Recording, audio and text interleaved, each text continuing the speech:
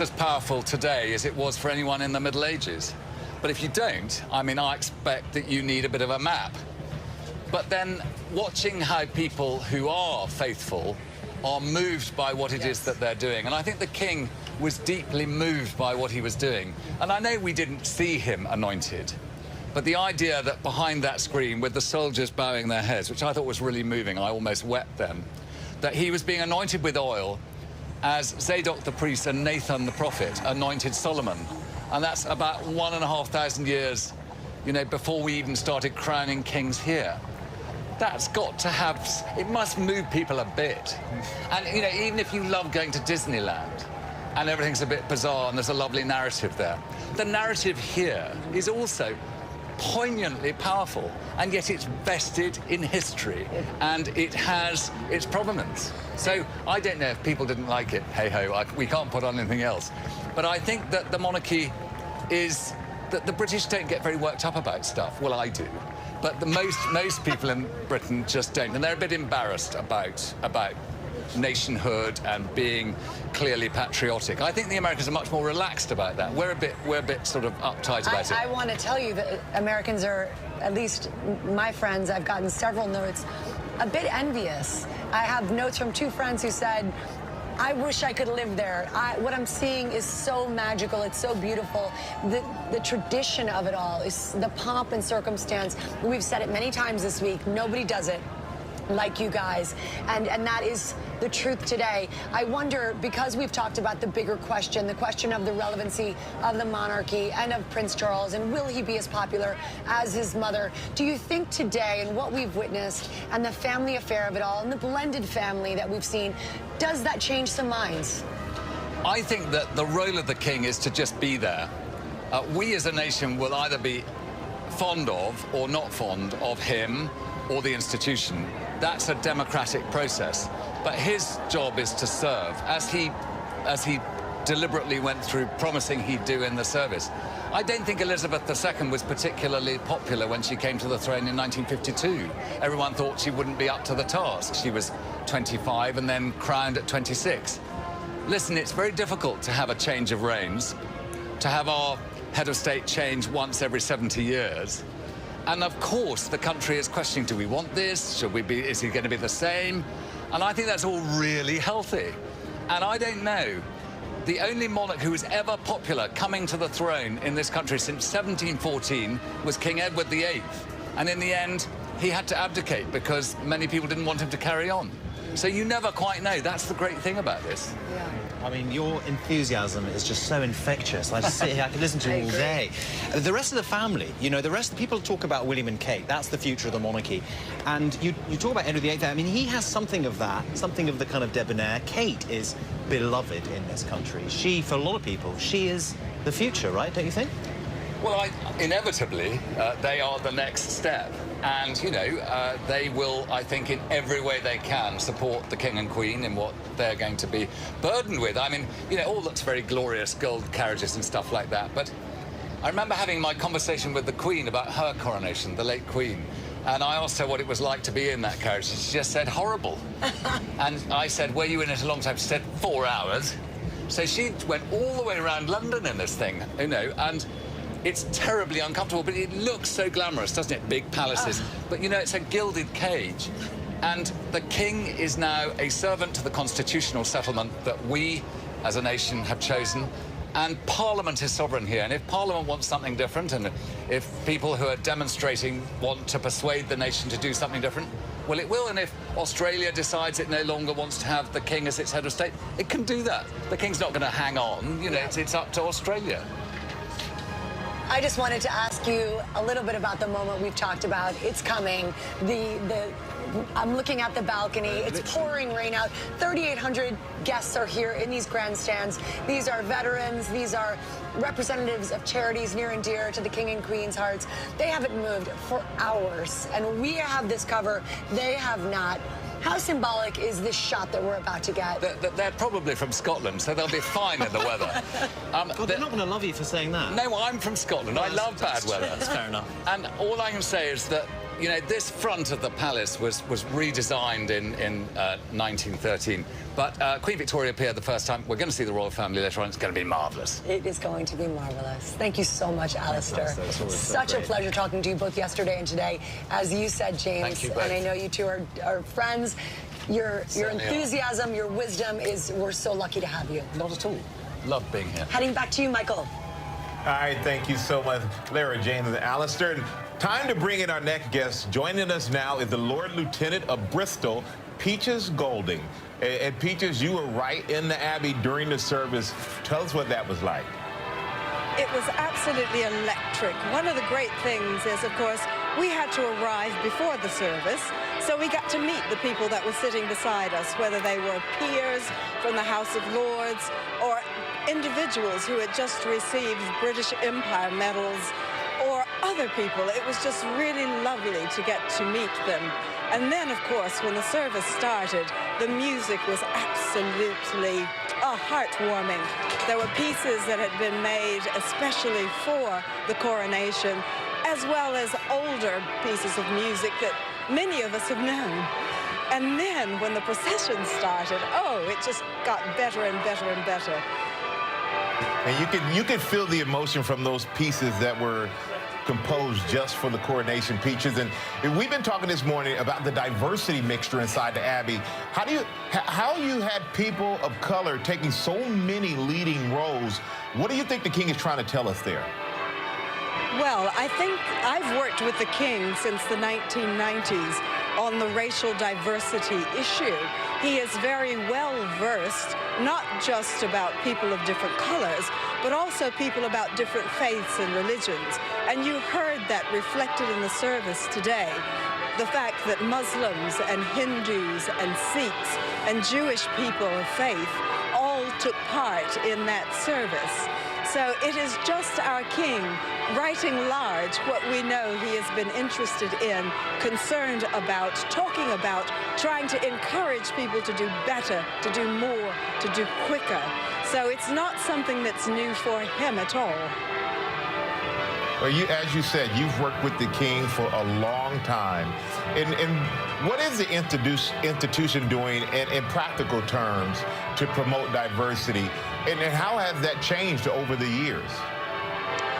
Well, we see in today's service, for example, not just women and people of color, but people of different faiths, as we've discussed.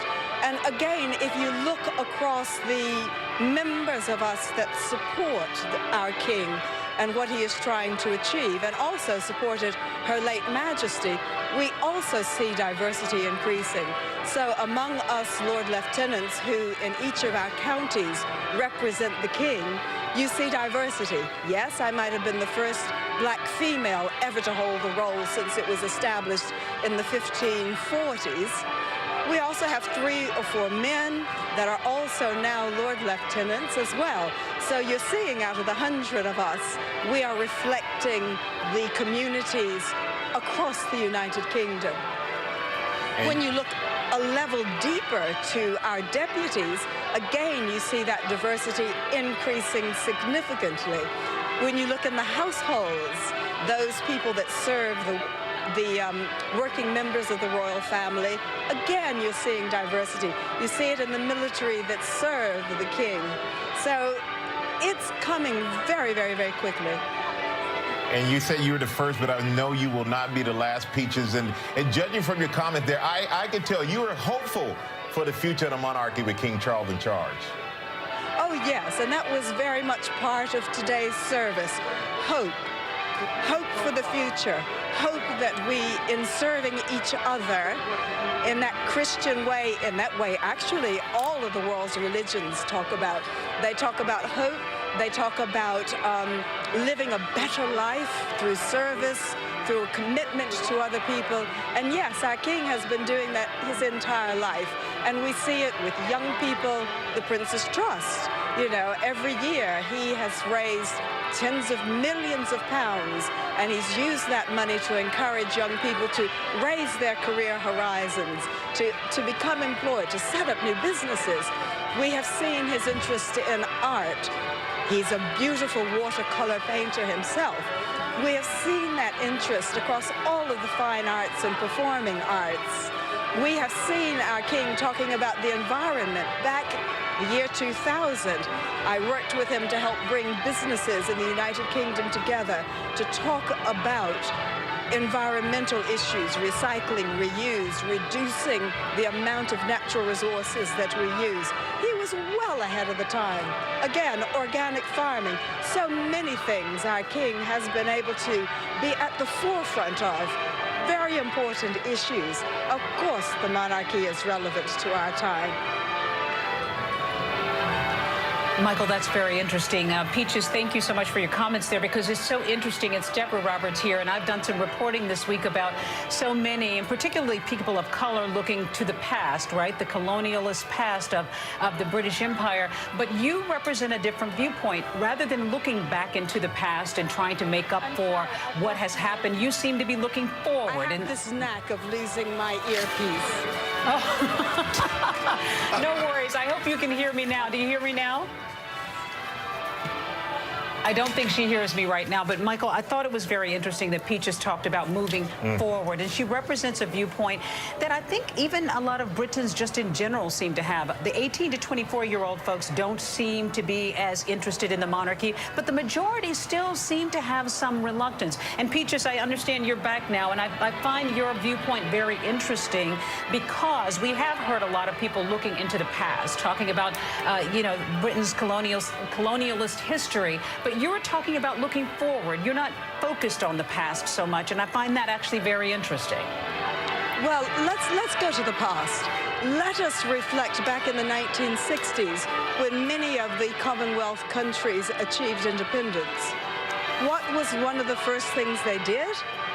They joined the Commonwealth. They changed from colony to Commonwealth, whereas our late Queen and our current king, who has spent a lot of time across the Commonwealth, a lot of interest in the Commonwealth, the first thing they do is join up as free and equal nations. And that is really important. Whether it's a large nation or a small nation, it doesn't matter. They come together, they talk about a range of issues, not just those environmental ones, but about legal systems and democracy and how we increase the rule of law.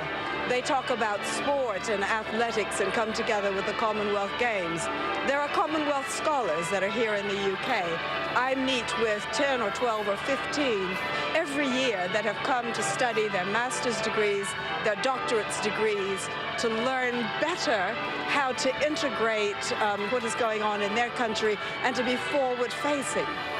So the Commonwealth is very forward-facing. We know that the king has acknowledged the past. He stopped short of apologizing. Do you think this conversation is going to get bigger? Do you think he's ready for it? I think there are a number of things that I would say. I would say, first of all, the king is the king of 14 countries. There are 56 countries in the Commonwealth. So he is not the king of all of those realms and territories, but he is of 14, and that includes Canada and Australia, New Zealand, Jamaica, and many of the other island states, whether they're in the Pacific or in the Atlantic. Now, I lost your question when I was explaining. No, I just wondered if you thought he's ready for this conversation, the bigger conversation that's probably going to be had. They didn't have it during Queen Elizabeth's reign as much, but now people are talking very full-throated about this, and I'm wondering if you think that he's ready for this conversation. I think he's more than ready for the conversation. I think he will handle it extremely well. Over the past couple of years, the royal family have been opening their archives to certain historians to try to understand a little bit better about history. And let's face it, we're all, on both sides of the Atlantic and in the Pacific, we're all trying to understand a little bit more about history. And the more different voices that we hear telling the stories of history, the more we're able to understand the things that go on. Our king has a very good listening ear. He's very interested. He's very switched on. He's very human. And he will handle that conversation. In fact, he will lead that conversation. Well, Peaches Golding, we appreciate you taking so much of your time to share your thoughts. We know you have a very intimate relationship with the king, so thank you for that. And now we're going to go back to Peter Westmacott. Absolutely, our pleasure. We're going to go back to Peter Westmacott. And Peter, we heard Peaches talk about the king, the conversation, the inclusion, what he hoped to change in the future. How do you think that King Charles' reign will differ from Queen Elizabeth? Well, one of the things that struck me during the service was a reminder that not very many years ago, Prince Charles, as he then was, caused some controversy by talking about wanting to be the defender of the faiths in the plural, not just the defender of the faith, which was traditionally the role of the British monarch. And there we were in the prayers today, hearing that the prayer talked about the children, and I read, of every faith and belief, which is a change from the traditional coronation kind of prayer. So there we have a very clear message that the new king wishes to be inclusive, wishes to be the king of a country where everybody of every faith and religion has an equal part in the society of this country. And I think that's an important signal. I know it's personal from his point of view. He's talked about this in the past, so that'll be one element. I think another element where he's going to be a different sort of monarch is in the way in which he reaches out to people in such an informal way, as we saw yesterday that he was doing with his son and daughter-in-law. He loves doing that. He loves engaging with people. He's interested in what they've got to say. And I think we will see more of that informality, more of that engaging with ordinary people, whether it's here in Britain or whether it's traveling around the realms and the other countries. I think we will see a king who wants to travel regularly to other important countries, not just the realms. If you remember, he was going to go to both France and Germany even before his coronation.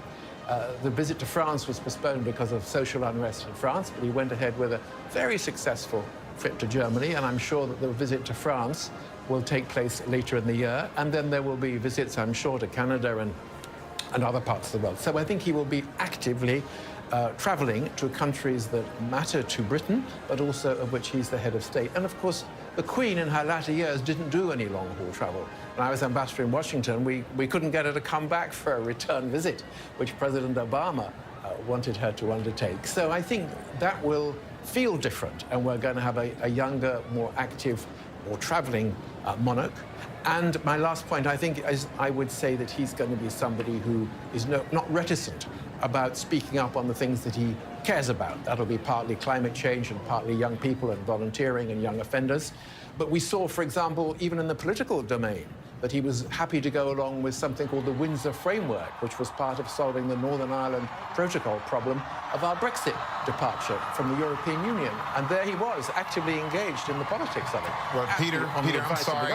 Peter, I have to cut you off because it's a big moment happening right now. The King and Queen are out on the balcony, greeted by the crowd that has filled the streets in front of Buckingham Palace. Let's just take it in.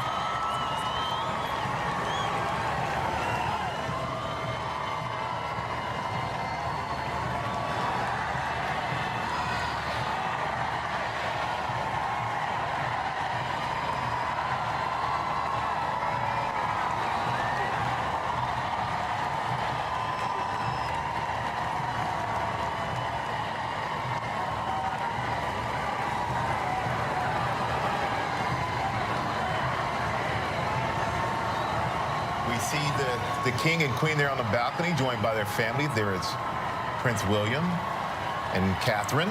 And we seem to be a little amazed about who is on the balcony because it seems to set a new precedent here.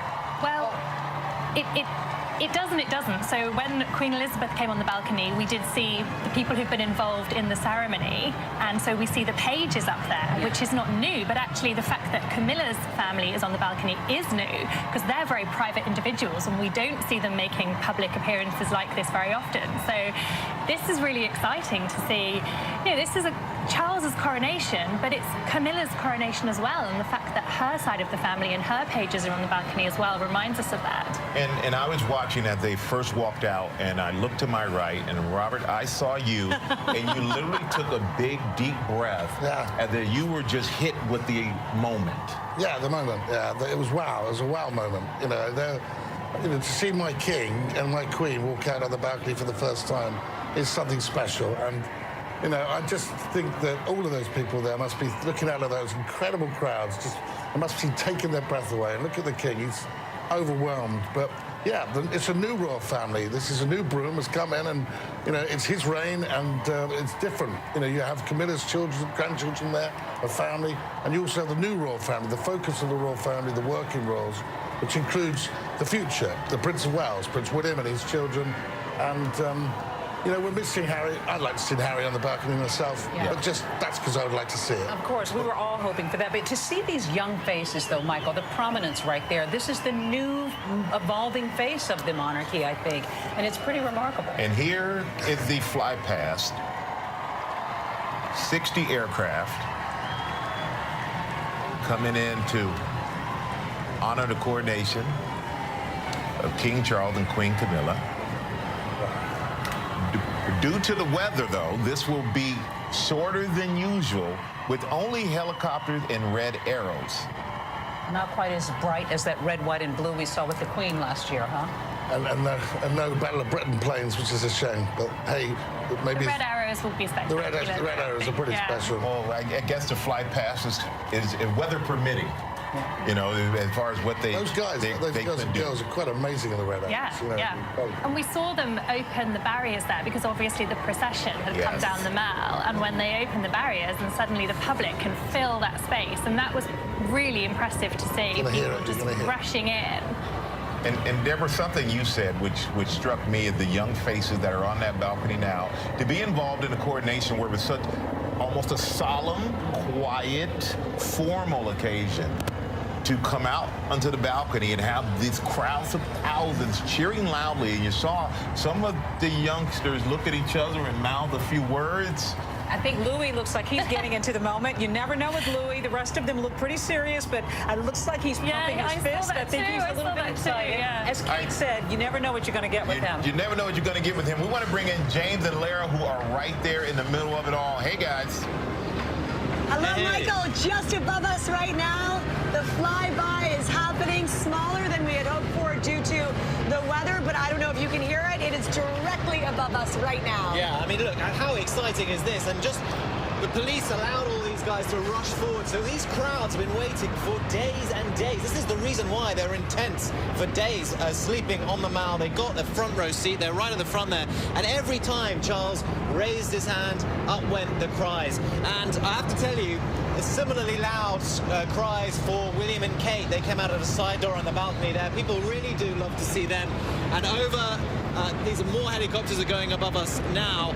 It is just extraordinary to be here. Look, even if it is a reduced flyover, it's still, the atmosphere here is extraordinary. You're never going to see the King of the United Kingdom on that balcony with the full coronation regalia. I mean, that's quite a spectacle, We are very, very lucky to have such a front row seat just behind us, the entire royal family, as you said, Camilla's side as well as the royal family. And above us, we understand these are the red arrows and helicopters only. We were expecting a much bigger flyover. I can actually hear myself talk now as they move past us, but pinch me moment, guys. Yeah. I think it would have been nice, like Robert said, to have seen Harry up on that balcony. It would have been, I think people here would have liked to have seen that little bit of moment of family unity, but it's still nice to see them all up there. There's William and Kate. And there's the kids. little What's Louis doing? Oh, he's kind of figuring out whether or not he might cause trouble. We'll wait and see. He's thinking about it. Yes. Playing an imaginary piano, it seems. And George has seen something. There, that's the future king spying something down the Mall. 3 generations of king, all just behind us. Yeah. On the balcony, and there's us wiping the rain away. Oh, there we go. Good job, Louis. You've come through for us. And these are the red arrows now. You'll have the red, white, and blue of the United Kingdom. There we go.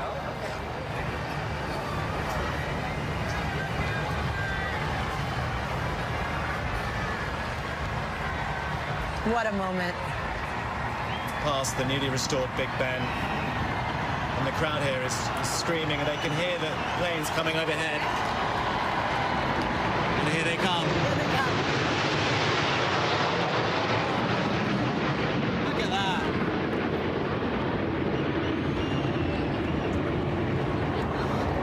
We do this thing right. That is amazing. You really do. Wow. It's been brilliant here, guys. All right, thank you Very rare for both. James and I to be speechless, and we are. So we shall send it back to you, Michael.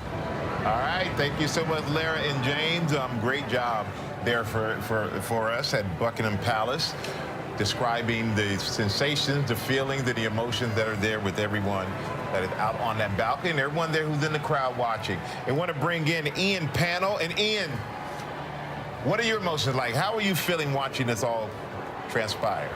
I mean, you know, Michael, I lived in the States for 11 years. I always used to think you guys do the best shows, right? Whether it's a sports game, whether it's at school, whether it's on the military parade ground. But this is incredible. I mean, I've certainly never seen anything like this. My father was 16 years old during the last coronation. He sat on a black and white TV watching with the rest of the extended family. But to see the red arrows, to see the Chinook helicopters and the others fly across the big wheel over the Houses of Parliament and over to Buckingham Palace, we have just watched history, and there isn't many days that you can say that. Yes, it was a very different kind of coronation from the one that his mother had. Of course it was. It was much more diverse, it was much more inclusive, and it was much smaller. But nevertheless, we still got the show, we still got the ceremony, we got the solemnity of it all, but also the importance.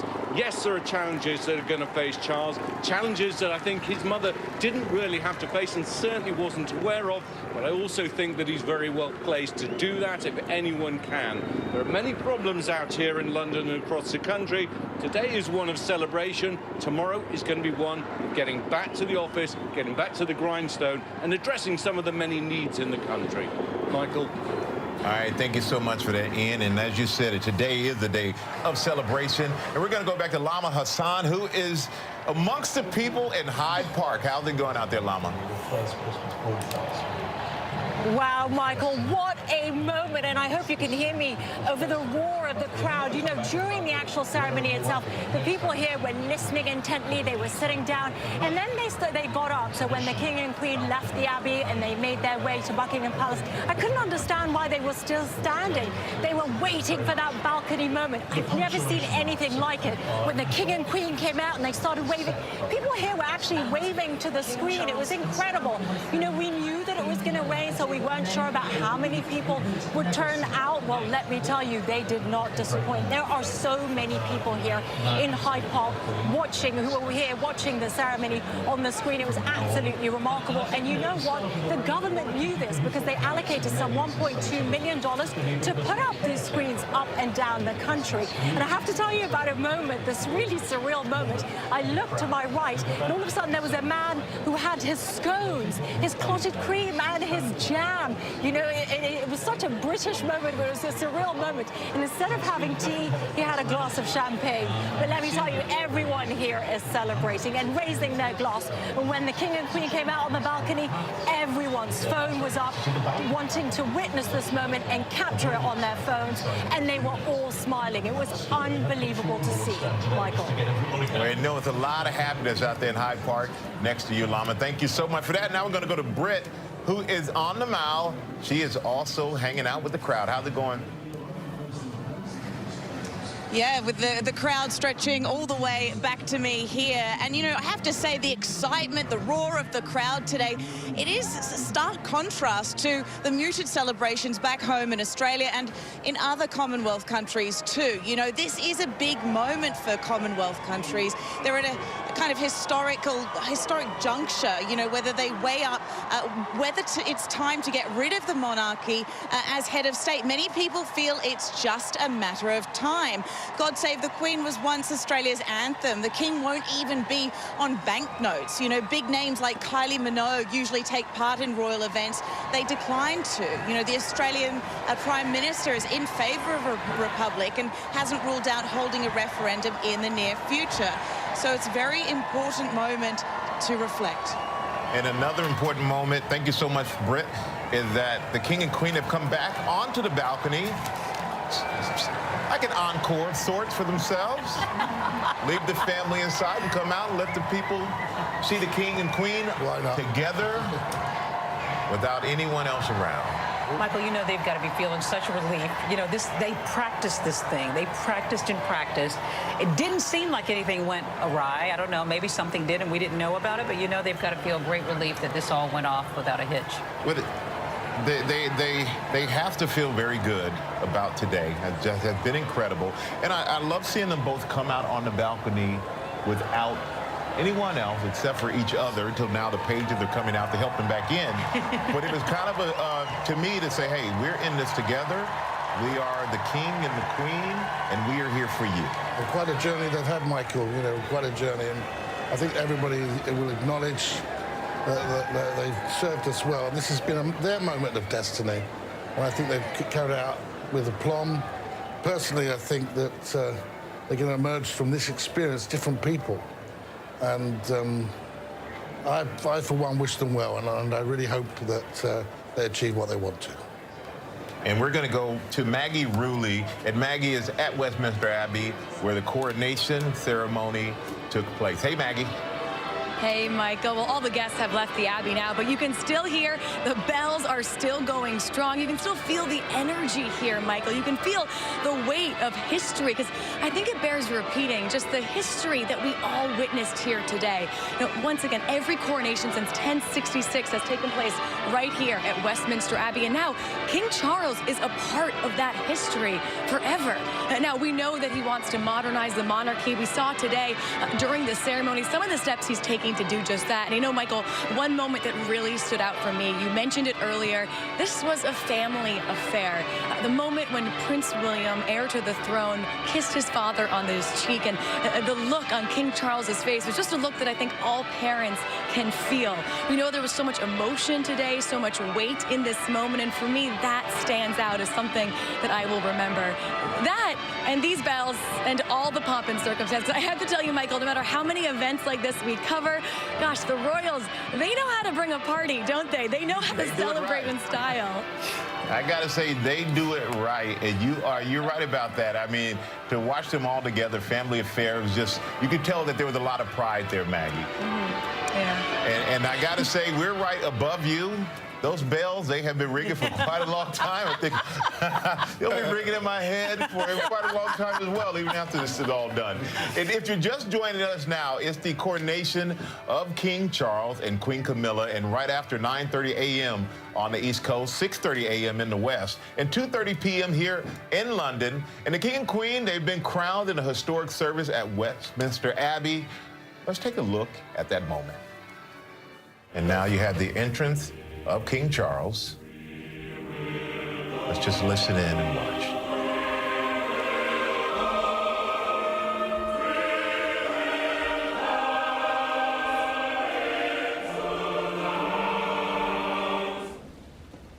I here present unto you King Charles, your undoubted king. Wherefore, all you who are come this day to do your homage and service, are you willing to do the same? God save King Charles.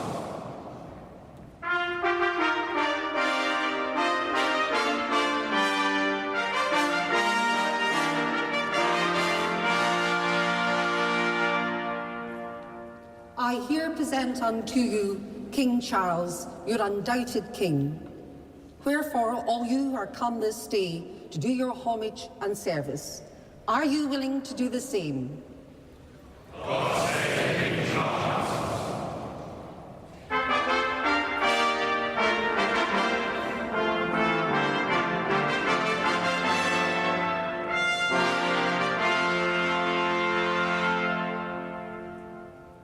I here present unto you King Charles, your undoubted king.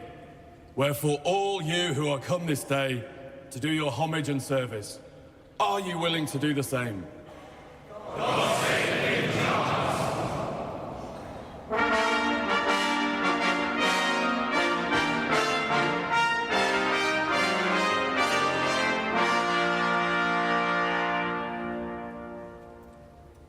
here present unto you King Charles, your undoubted king.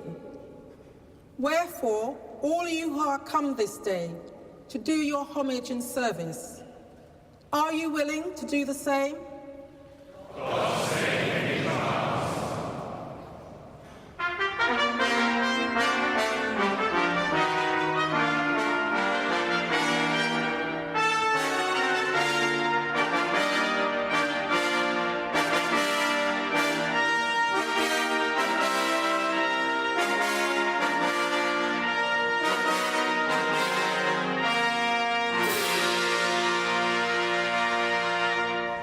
The coronation oath has stood for centuries and is enshrined in law. Are you willing to take the oath? I am willing.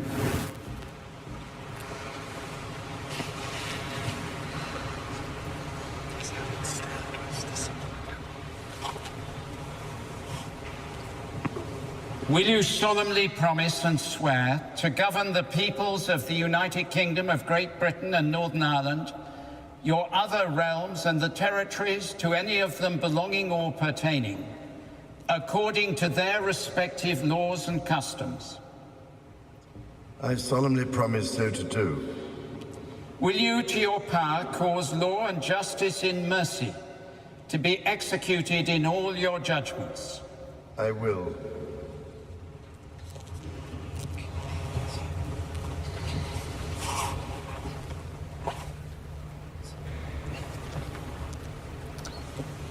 Will you, to the utmost of your power, maintain the laws of God and the true profession of the gospel? Will you, to the utmost of your power, maintain in the United Kingdom the Protestant Reformed religion established by law? Will you maintain and preserve inviolably the settlement of the Church of England and the doctrine, worship, discipline, and government thereof, as by law established in England?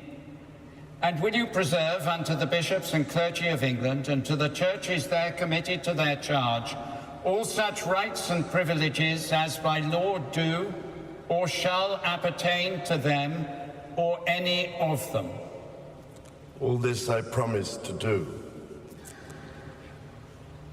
The things which I have herebefore promised, I will perform and keep. So help me God.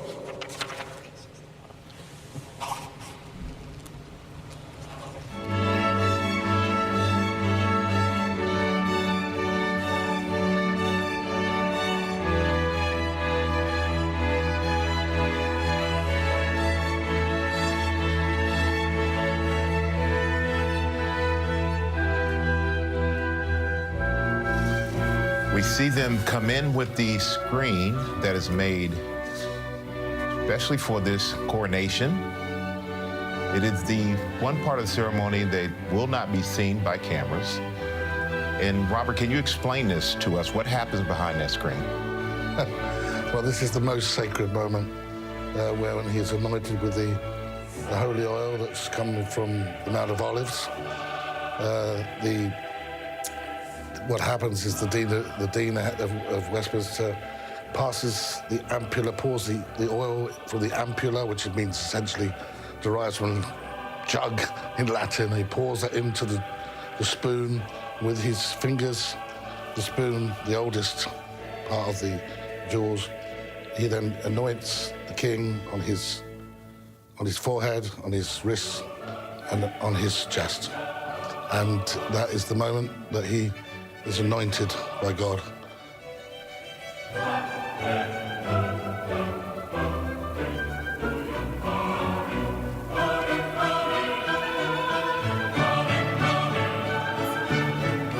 What is the symbolism of him removing that robe and being exposed to the... Kind of a rebirth, isn't it? Essentially, it is that, but he comes to the church, he comes to the Royal Peculiar, the Westminster Abbey, as a pauper. That's what that's supposed to be, and he leaves as a king, and that's why he's in that woven shirt, and that is the significance of it. It's a humbleness, isn't it, before God? The sleeveless tunic is representing that. This is made by his shirt makers. There's been craftsmen on every single piece of this regalia, but the fact is that's the symbolism of it. And for history lovers, I think this is where it's all so fascinating, because a lot of this stuff, as you said, the regalia dates back to the 12th century. And now he's been fitted with a gold This robe, is called Victoria. a super tunica, and this one was actually made for King George V. It was also worn by King George VI and Elizabeth II. This is designed based on priestly clothes. You can kind of see that design there. And this is ready for him to be invested now with the different pieces of regalia with all their different symbolisms. And I can only imagine, it must have been altered. to go through so many, it must have been altered at some point. But we're going to take you back inside the church to the ceremony.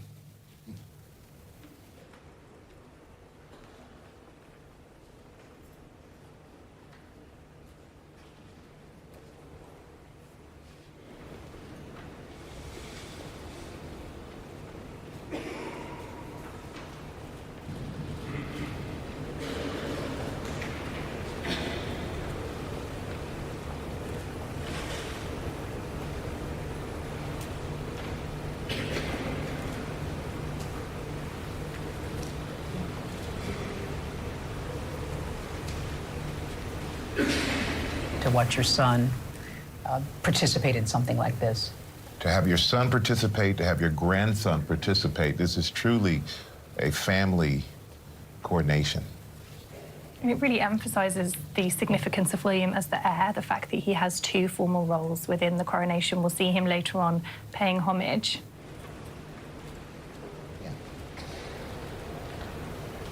King of kings and Lord of lords, bless, we beseech thee, this crown, and so sanctify thy servant Charles, upon whose head this day thou dost place it for a sign of royal majesty, that he may be crowned with thy gracious favour and filled with abundant grace and all princely virtues. Through him who liveth and reigneth supreme over all things, one God, world without end. Amen. Here's the moment that we have all been waiting for, the crowning of King Charles.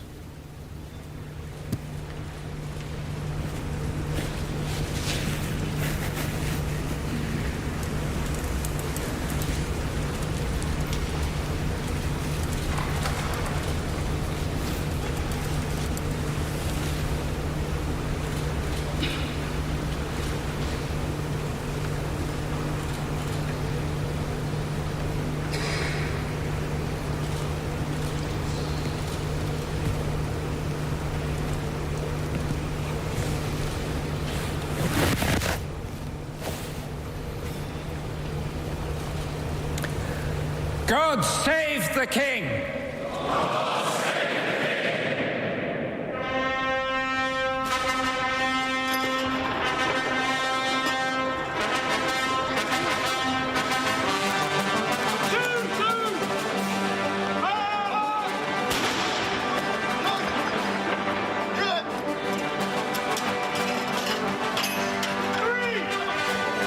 there we have it, the crowning of King Charles. We heard the gun salute right outside of the studio here. And you can hear the church bells ringing. What do you guys think? How are you feeling right now? You are from the UK. This is a big moment for this country, for the world. How are you feeling right now, Mr. Jobson? Deep pride in the King and everybody that's carried out this incredible historic service. Deep pride in my country and the royal family and the clergy, but particularly a bit of relief for the King, because I thought when the Archbishop was trying to get that crown on his head, he was trying a little too hard. I noticed that too. He wanted to make sure he got it on just right. Well, it is 5 pounds. It will be the only time that the King will wear this crown will be today. He just wanted to make sure he got it right. He could not have that fall off of his head. And Victoria, how are you feeling I feel going like through there was this? just that kind of release there, that kind of explosion of sound almost. We heard the gun salutes, we had the Abbey bells behind us, and the mood really shifted because it was very solemn, it was quite tense, it felt very serious, and then suddenly it actually feels quite joyous now. It feels like a moment of celebration. Yes. Definitely a moment of celebration. And as we wrap up, we're going to go back to James and Lara outside of Buckingham Palace to get their final thoughts. Hey, you two. Hello, thank you for this incredible seat. Talk about a front row seat. As an American, I'm in awe of the pageantry, the pomp and the circumstance, and it's been such a joy having James fill me in behind the scenes and what it means to you as well. Look, it's been so much fun. It's been an important day. It's been a day of gravity, of pomp, of circumstance. But let's face it, it's also been kind of ridiculous. We've been celebrating a man with a crown in a gold horse and carriage trotting around London. But England, Britain, we are kind of ridiculous. This is a bit of an eccentric country. We leave room for that in our society, and that's what I'm proud of. I'm proud to be British today because we celebrated everything that it means to be British, and thank you for being here. Thank you guys as well. All right, James, Lara, thank you. And James, thank you for letting us be a part of the ridiculousness of this entire affair. So thank you so much. Really appreciate you two. You brought so much to the broadcast. And now I want to bring it back into the studio, because I want to hear all your final thoughts and your favorite moments that happened during this coronation, because the overall theme was inclusion, it was family, it was the modern monarchy. How do you think they did in establishing that? Well, it was just a coronation like no other in its 1,000-year history. It was totally different to 1953. We saw completely different makeup of people inside that abbey playing prominent roles, and it really was a showcase of modern Britain today. I love the fact that they didn't have any tiaras. It was much more scaled down. Instead, these really nice headpieces. And I just felt that what we saw was a great show. There are lots of debates about the monarchy, but they put on a great show. That is well said. You do put on a great show. Mr. Jobson, how about you?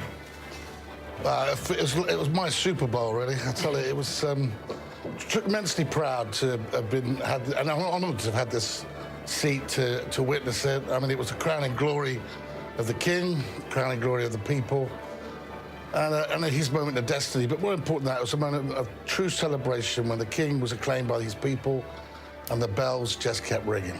Well, it's funny you say the Super Bowl, and first thing, I know football very well, American football. I'm like, Super Bowl, which, except for this case, you had to wait 70 years for the game, and then you already knew who the winner was before you even started. Well, the big thing that's going to happen now, though, this is a fantastic showcase of monarchy. Yes. And a fantastic showcase of our system of government. But let's be real, this is just the beginning. We've got a new generation, and they've got a lot of people are apathetic. This is a great moment, and I'm not saying trying to deride it. What I'm saying is that the hard work, the hard yards start now, and I think it's not only for this king, but for the one that follows, with William, and for George, to make sure that this system works, because otherwise we're going to have a different look at it. And I actually believe in monarchy, because when you have a diverse society, when you have polarized society, we've seen around the world, not least even in America, it's good to have a system of government, a head of state who is not political, who can unite people around their country whilst not having a political divide. And I know you talked a lot about that. I did talk a lot about that, and I loved hearing from Peaches Golding, who talked about looking forward, because I think for a lot of people, that's what this is about. It is a reset.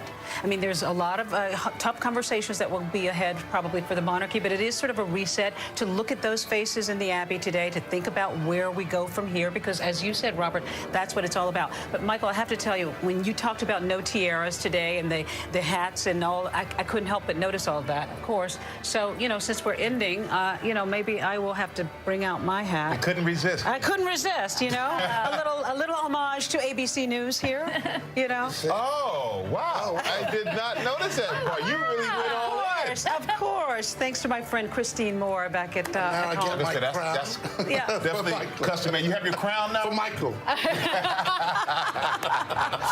Well, I would tell you, it was such a historic moment, and so interesting to sit here with a bird's eye view of Westminster Abbey, to see all the pomp, all the circumstances, all the pageantry. And the vivid colors. And the vivid colors. Yes. Yeah. And then to see everyone come back on the balcony, and you can see, in a lot of ways, some relief. Right. As if now it is time to move on to this modern new monarchy, to see if they can live up to all the things that are being promised at this point in this country with this monarchy. And absolutely what Deb was saying, it's about time to move forward as a country. I mean, this is the first monarch that wasn't serving in the Second World War, and I think there's been a lot of reference to the past. it's really time to move forward as a country together. And look, we're in a very different world now to 50, 100 years ago, 1,000 years ago. We saw all that continuity of what we did best, the pageantry.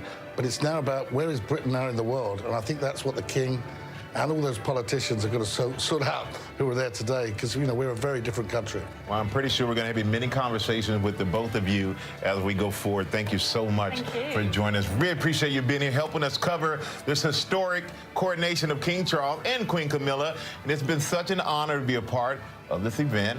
And I want to thank our incredible team, Deborah, Robert, and Victoria, here with me in the studio, as well as Lara and James, Ian, Maggie, Britt, and Lama out across London. We also want to give a special thanks to our contributors, Peter, Elsa, and Christina. We want to thank you all for joining us and watching. Hopefully you did the full 5 hours. But you know what? We're going to leave you with some of the images of the day. Enjoy.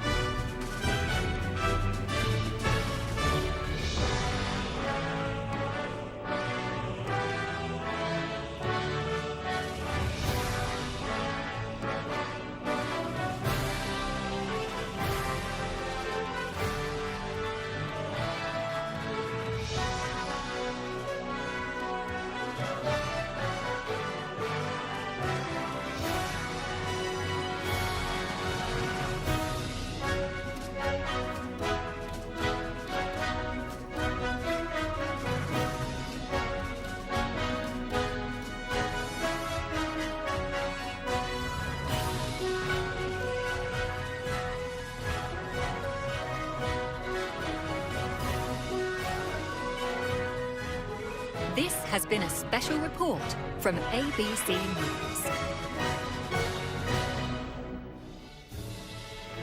Good morning from London. It's a historic day, that has not happened for 70 years, an event that will be celebrated in the United Kingdom and around the world, filled with pomp, ceremony, and symbolism. The coronation of King Charles III and Queen Camilla, and it starts right now. This is an ABC News special. Right now, the world is watching, counting down the minutes till a king is crowned. That promise of lifelong service I renew to all today. Following the historic reign of his mother, Queen Elizabeth II, King Charles will be officially crowned with his wife Camilla by his side. A modern monarchy taking on centuries of tradition. As the Queen herself did with such unswerving devotion, I too now solemnly pledge myself, throughout the remaining time God grants me, to uphold the constitutional principles at the heart of our nation. Starting now, we're taking you on every royal step of the journey, from Buckingham Palace to Westminster Abbey, down this aisle and onto the coronation altar. And that incredible moment, the crowning of a new king, with all the fanfare. A balcony wave, a spectacular fly past, all of it just moments away. We welcome you to the coronation of King Charles III and Queen Camilla. Now reporting from London, Michael Strahan. Good morning and welcome. Thank you so much for joining us on this historic morning. It's an event no one under the age of 70 has ever witnessed, the coronation of a king and his queen, King Charles III and Queen Camilla of the United Kingdom. Let's take a live look at the iconic Mall, where thousands of royal well-wishers are lining up to see the new king and queen. And just moments ago, we got our first glimpse of the royal couple on their big day as they left Clarence House. Excited crowds there, a little braving the rain and the elements, and it would not be rain. Well, you're in London. You expect it. Now, Charles, he's been king since the death of his mother, Queen Elizabeth II, back in September. But this religious ceremony formalizes his place on the throne. Charles was just 4 years old when his mother was crowned in 1953. And now, 70 years later, the longest waiting king will be crowned alongside his wife of 18 years.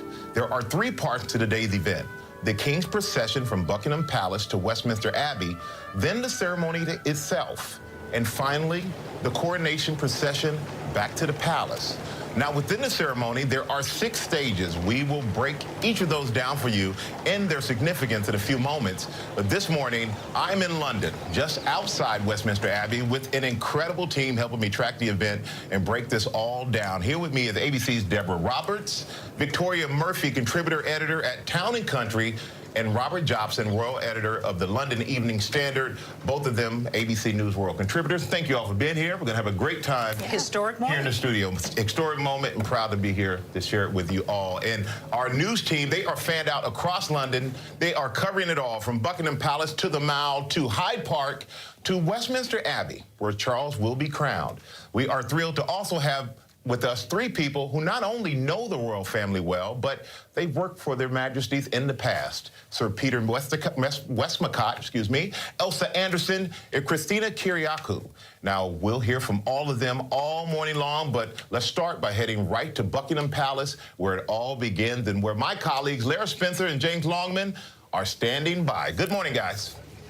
Good morning to you, Michael. What a day here at Buckingham Palace. Behind us, the stands are filled. The folks that you see there are invited guests. They are military veterans. They are healthcare workers and representatives from charities near and dear to the King and Queen's hearts. They are braving the rain, and of course they are. They're witnessing history, because in just a few moments, we will, in fact, see King Charles and Queen Camilla depart Buckingham Palace for the journey to Westminster Abbey in the Diamond Jubilee State Coach. About a 35-minute procession, Michael, down the Mall, through Trafalgar Square, along the route to Westminster Abbey with 1,000 members of the armed forces. They will accompany His Majesty on the largest military display that we have seen here in the UK in 70 years. James has been educating me. It's so interesting to hear the different parts of the armed forces that we've witnessed already this morning. Yeah, I mean, they're all out in force. You can see here, this behind me, this is the Sovereign Escort. Everyone's waiting. This is the British military waiting for the King and Queen to leave Buckingham Palace. And yes, Michael, you said it was raining, but it rained in 1953 for the Queen's coronation, so it is good luck. And look, I am one of the 80% of Brits who has never seen this before, and it is history before us. Look, you have a written constitution in the United States. This is ours. This is ours played out in full pageantry, and it is absolutely going to be extraordinary. It's history before our eyes, and I'm really excited about it. All right, thank you, guys. We're all excited about being here for history that is being made today. And now the 4 of us, we're here just across the street from Westminster Abbey, the historic church where the ceremony will happen. And this is the same site that every coronation has taken place since 1066.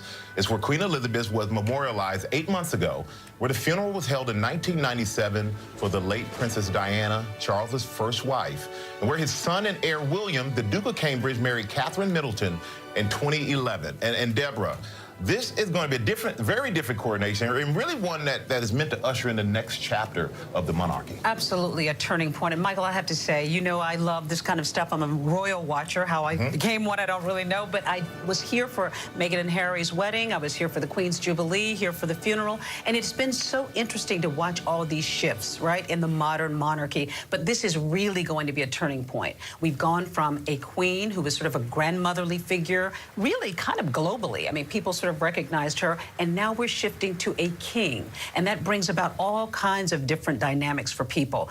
A lot of conversations that were being whispered are now being had out loud about the monarchy. Is it really relevant?